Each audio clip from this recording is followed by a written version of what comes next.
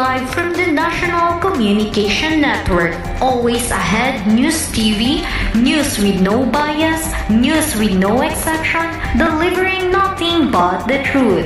Good afternoon, Philippines. Good afternoon, this League City. Today is the 19th of November 2022, live here in the city of Manila. For the headlines, China Shanghai City plans to limit their population to 25 million. World's mortality rate declines. Theories of fertility transition arises. Indication of population growth and globalization has emerged. Consequences of the demographic transition on world's population.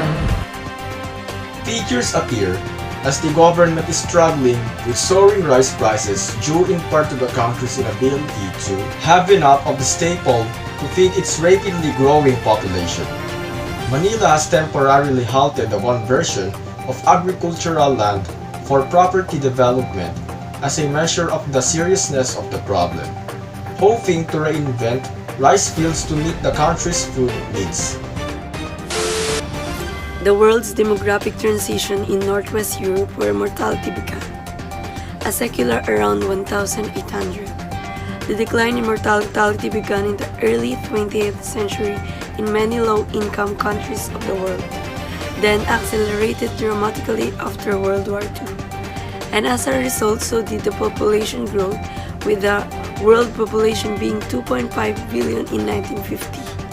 The first stage of mortality decline is due to reductions in contagious and infectious disease spread by air or water. Preventive medicine played a role in mortality decline in Europe, beginning the development of the smallpox vaccine in the late 18th century. Theories of fertility transition arise, and here is Joyce Trinidad to tell us more.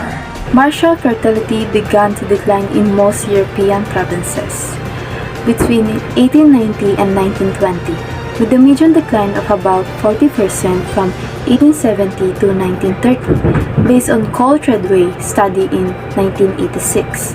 The previous decline in mortality may have been partly tolerable, but it cannot explain the timing.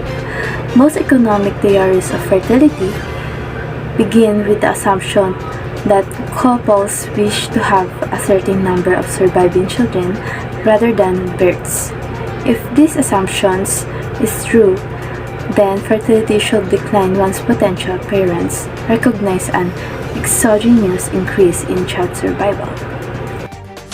Consequences of the demographic transition on the world's population. An indication of population growth and globalization has emerged. Here is Christian Santos with the report. The starting points all indicate moderate to rapid population growth over the last 50 years.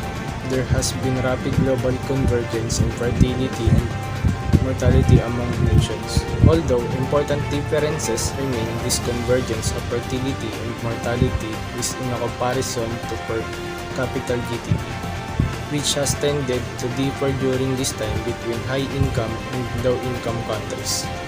Today, the median individual lives in the country with a total fertility rate 2.3, barely above the 2.1 fertility rate of the United States, and the median life expectancy birth of 68 years in comparison to 77 years in the United States.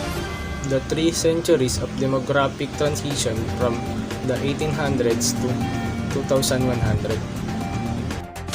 This is Gen C's Hontelano, your anchor for this afternoon news. News with no bias, news with no exception, always ahead of time, News TV.